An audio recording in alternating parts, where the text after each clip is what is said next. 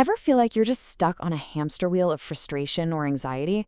Well, today we're going to dive into a really powerful idea about why that keeps happening, and more importantly, how we can actually step off that wheel for good. Let's jump right in. All right, let's just start with a quick, honest check-in. Just for you. Think about your day so far.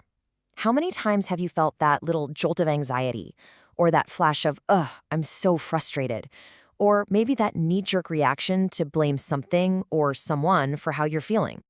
So, is there a magic number? Well, the meditation teacher we're drawing from for this explainer, Girish Jha, he puts out this really interesting benchmark. He says if it's more than 5 times a day, it might just be a sign that our go-to method for handling our thoughts could use a little tune-up.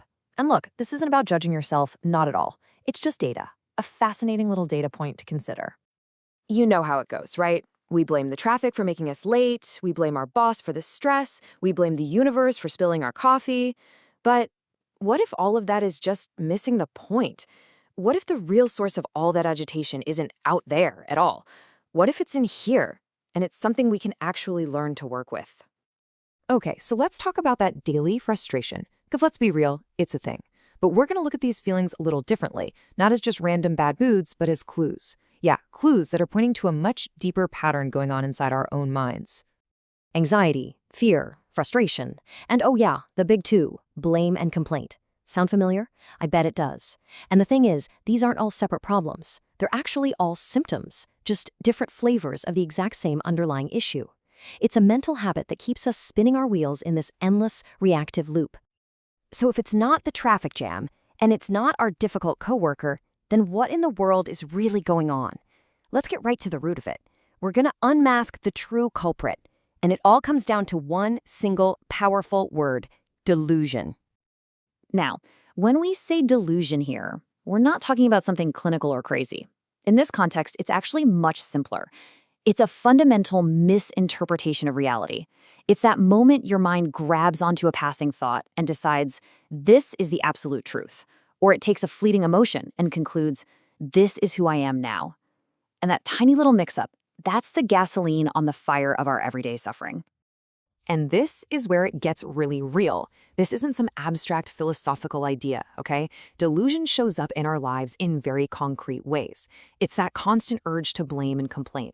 It's getting your feathers ruffled over the smallest thing because your ego feels attacked. It's that deep down belief that if you just get that promotion or that new car, then you'll finally be happy. It can even show up physically, like that bone-deep fatigue that never seems to go away. And our source for this, Girish Jha, just boils it down so perfectly. The more you live in delusion, the more you suffer. It really is that simple. There's a direct one-to-one correlation here. The more our perception is clouded, the more friction and struggle we're going to experience in life. Here's a great way to picture it. Imagine your mind's natural state is like a bright, clear, sunny day. That's its default setting. But delusion, that's a thick fog that rolls in. And suddenly, you can't see things as they really are. You start stumbling around, misinterpreting what's happening, and reacting to shadows because you can't see clearly. All right, so if our mind is filled with this fog, the big question is, how do we clear it out? Well, it's not about fighting the fog. It's about learning a completely new way of seeing, a fundamental shift in how we relate to what's happening in our own heads. And this right here is the absolute game changer. On one side, you've got the reacting mind. This is the mind that's stuck in the fog. It says, I am angry. See that? It fuses your entire identity with one passing feeling. But then you have the observing mind. It just takes one tiny step back and says, interesting. I am aware of a feeling of anger arising. That tiny shift in language, it creates space. And in that space is everything. It's literally the difference between suffering and peace. And this all leads to a pretty mind-blowing realization. You are not the whirlwind of your thoughts and emotions. You are not the anger. You are not the anxiety. You are the calm, steady awareness that simply notices it all. You're the one who is always there, watching it all pass by. Okay, so this all sounds great in theory, right? Be the observer, not the thoughts. Fantastic. But how do you know if it's actually, working? Let's get super practical for a second and talk about how you can actually measure your progress. It's actually incredibly simple. You just do a little weekly self-assessment. No fancy app needed. All you do is every time you catch yourself in one of those moments, anxiety, blame, frustration, just make a little mark on a piece of paper. A tally mark on a sticky note works perfectly. Then at the end of the week, you count them up. And listen, the goal is not to get to 0 in 1 week. The goal is just to see that number over time start to slowly trend downwards. That's it. That's progress. And you'll start to notice other signs too. Those negative feelings will just start to pop up less often. When you sit to meditate, you'll feel more alert and awake, not so sleepy and sluggish. And that sense of calm you feel will start to stick around longer throughout your day. Now, if you still find yourself getting hooked by every thought or feeling lazy in your practice, that's okay. It's not a failure, it's just feedback. It's a gentle reminder to just keep going, to stay consistent.